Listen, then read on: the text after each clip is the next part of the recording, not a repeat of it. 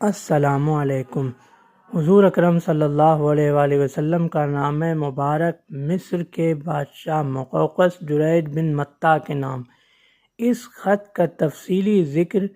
البدایہ والنہایہ، دلائل النبوہ اور سیرت ابن ہشام میں موجود ہے۔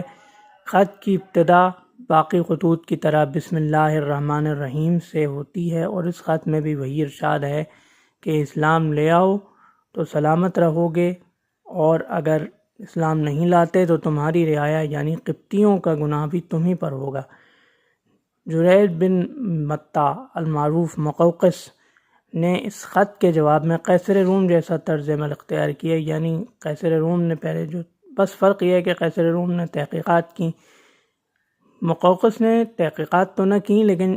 تسلیم کرنے سے انکار بھی نہ کیا، بس اسلام قبول نہیں کیا۔ جواب میں بہت عزت و احترام کے ساتھ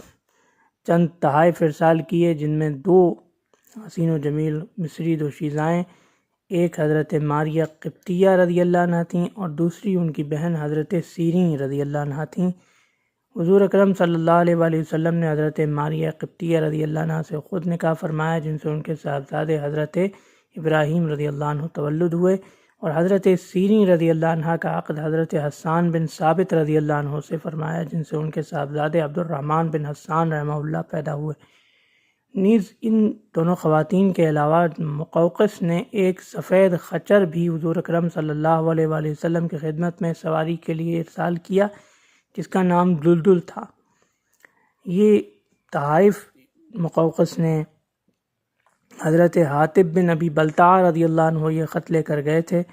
اور مقوقس نے جواب میں عزت و احترام کے ساتھ تحائف ارسال کیے۔ یوں مقوقس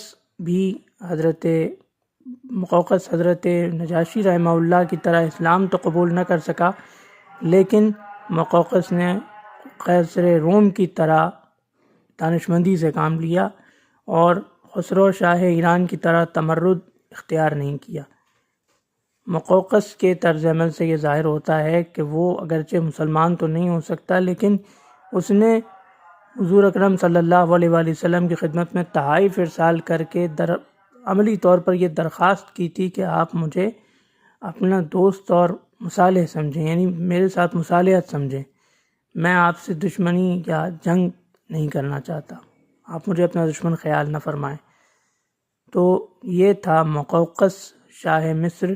جریج ابن متہ کے نام حضور اکرم صلی اللہ علیہ وآلہ وسلم کے ارسال فرمائے گئے نامہ مبارک، اور اس کے رد عمل نیز اس کے جواب اور تحائف کا تفصیلی ذکر۔ اللہ حافظ۔